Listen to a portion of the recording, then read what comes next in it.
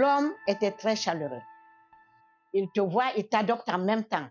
Il était très affable, très ouvert.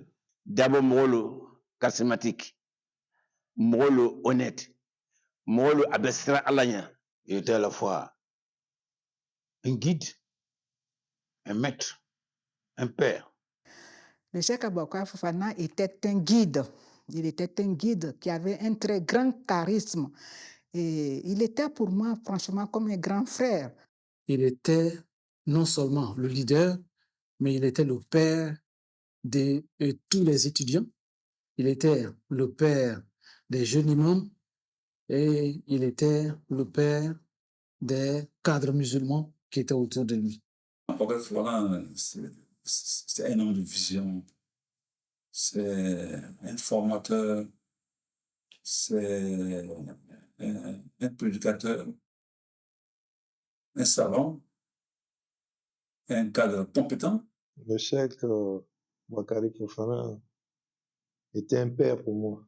Il m'a donné ce que mon père ne m'a pas donné parce que mon père ne l'avait pas. Je me suis retrouvé avec un père, un frère, un modèle et quelqu'un qui m'inspire, en qui j'ai confiance. Nous étions comme ses enfants. On était à la maison ou bien à l'université au moment de nos études ou bien on est chez lui à la maison. On mange ensemble, on fait tout ensemble. On aimait aller chez lui.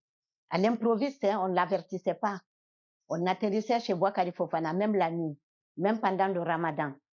Après avoir mangé, on allait là-bas jusqu'à 20h, 21h, 22h. On passait le temps. Les hommes bavardaient ensemble et nous, on était avec son épouse. Sa maison, vous le savez, était remplie matin, midi et soir. Ceux qui venaient par rendez-vous venaient par rendez-vous, mais ceux qui étaient de la maison étaient de la maison.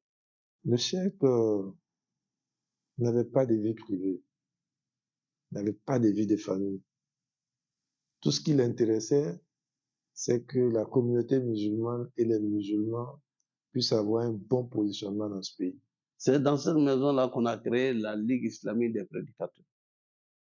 C'est dans cette maison qu'on a créé le CIC, qui était le comité islamique de coordination, qui est devenu l'AGMCI. Les projets, ça fourmillait dans sa tête. Il était l'architecte. Parce que vous savez, l'architecte, c'est lui qui fait le plan. Et puis après, vous exécutez. C'est lui qui était l'architecte. C'est le concepteur. C'est lui qui avait la vision des choses. Tout ce qu'on voit aujourd'hui, c'est lui qui l'a mis en place. En termes d'organisation, d'infrastructure. Le Cheikh avait de la suite dans ses idées. Il savait exactement où il allait. C'est nous, souvent, qui ne savions pas. Il savait exactement où il allait. Tout ce qui est de l'organisation de l'islam en Côte d'Ivoire, parce qu'il ne faut pas l'oublier. Nous sommes partis d'abord de l'AMC. Ensuite, nous avons mis sur pied l'AGMC. Ensuite, le COSIM. Le Cheikh, c'était un cerveau. Il avait son plan de développement de l'islam dans la tête. Et il le partageait avec nous. Aucune décision, ne prenait aucune décision sans qu'il nous fasse asseoir pour qu'on en discute pendant 1 heure, pendant 2 heures de temps. Il avait des capacités de conciliation et de réconciliation. Il savait amener son équipe à participer à la décision. Alors, quand vous étiez en train de travailler, il écoute. Ça peut durer des séances et des séances. Et puis un jour, il décide que il faut qu'on arrête, il faut qu'on prenne une décision. Et ce jour, quand il arrive, il pose les questions qui vous amènent à arriver à la conclusion.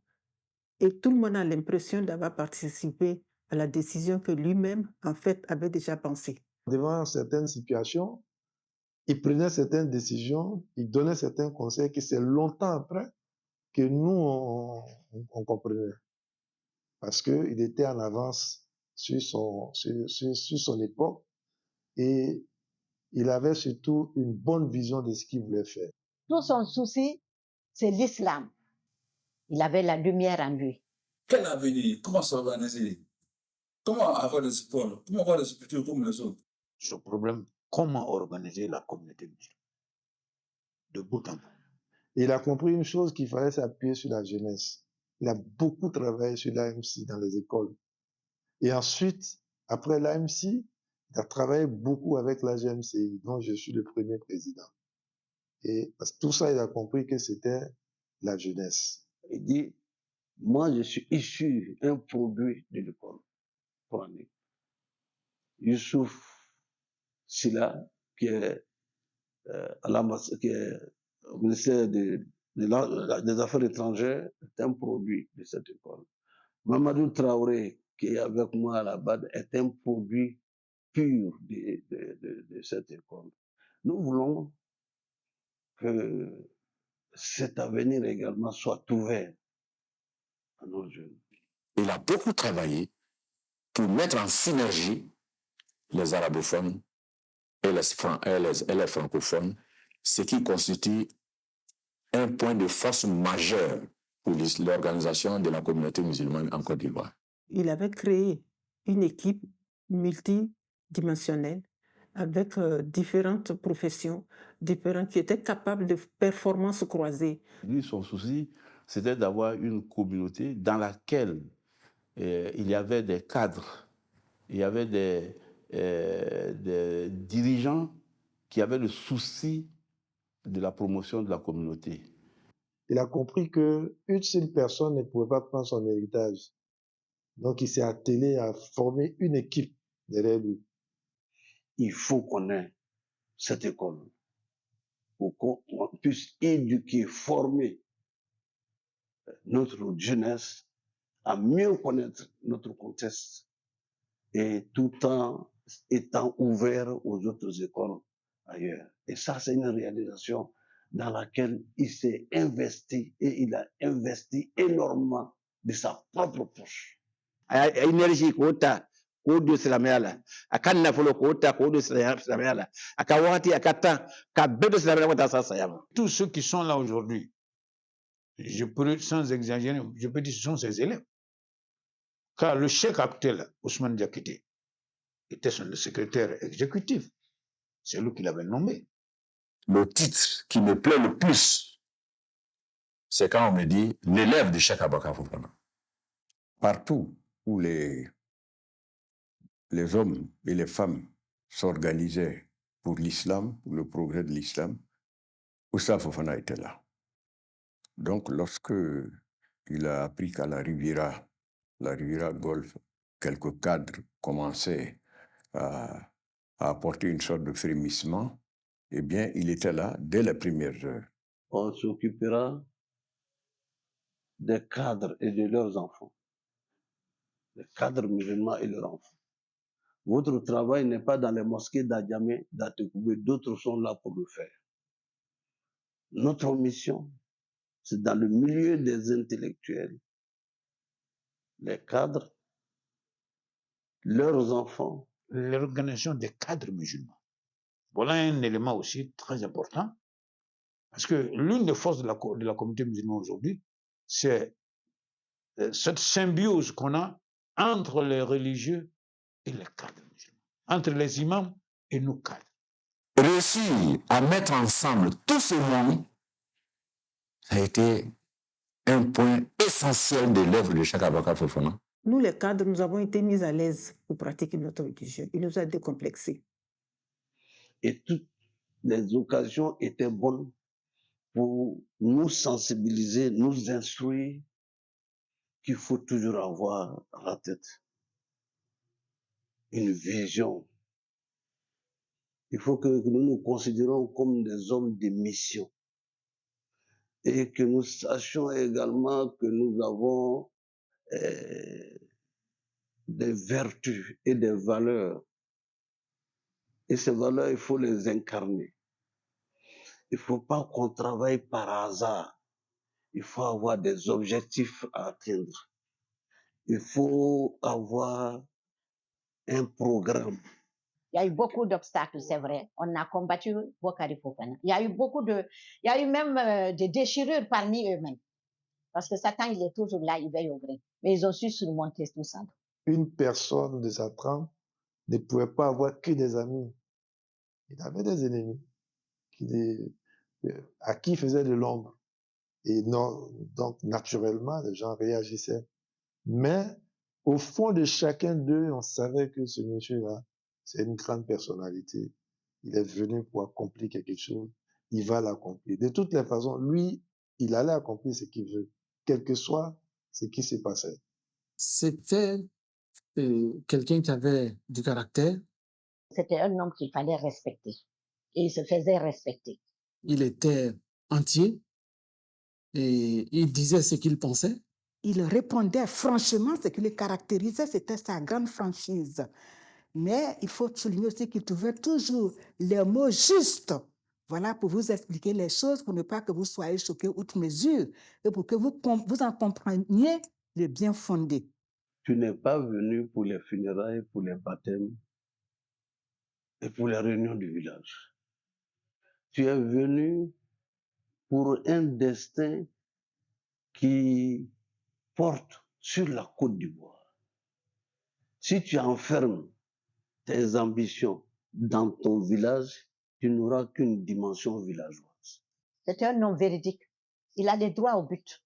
Je ne peux pas tout énumérer parce que c'est énorme. Que Dieu lui donne le paradis aujourd'hui parce que son engagement, c'était l'islam. C'est lui qui nous a fait connaître l'islam. Fofana avait une foi inébranlable.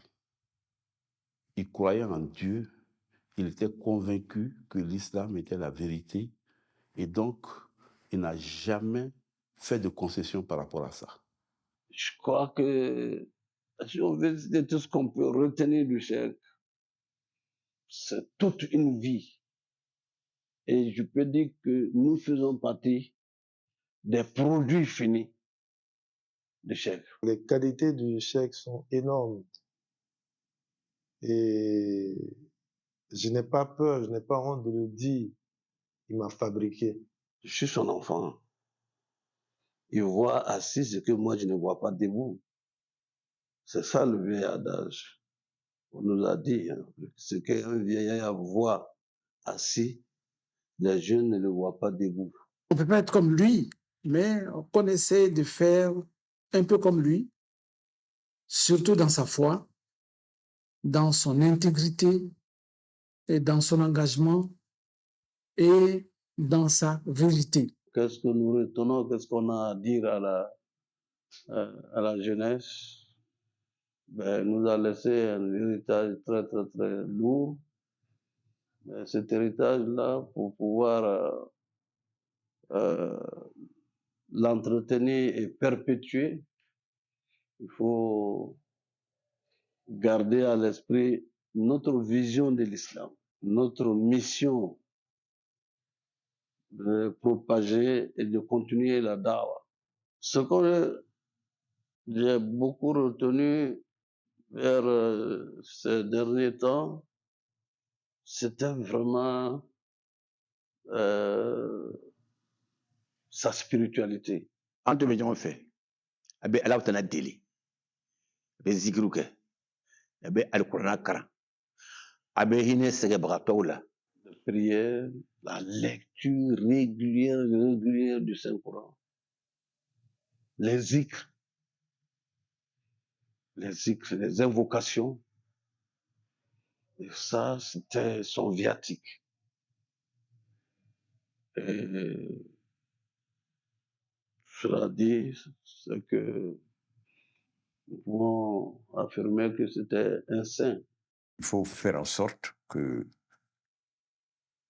l'héritage du Cheikh Fofana perdure. On a l'intention ou même le projet de créer une fondation.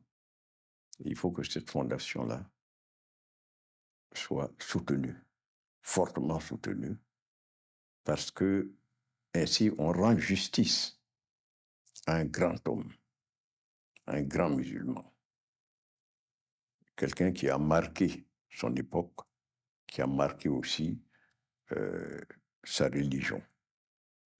Et nous n'avons pas le droit de laisser mourir cet héritage-là. Je voudrais donc souhaiter à la fondation naissante qui va porter le nom de Cheikh Aboubakar Fofana tout le succès, et bien que nous sommes pleinement engagés à apporter notre contribution à la promotion et à l'épanouissement et au développement de cette fondation.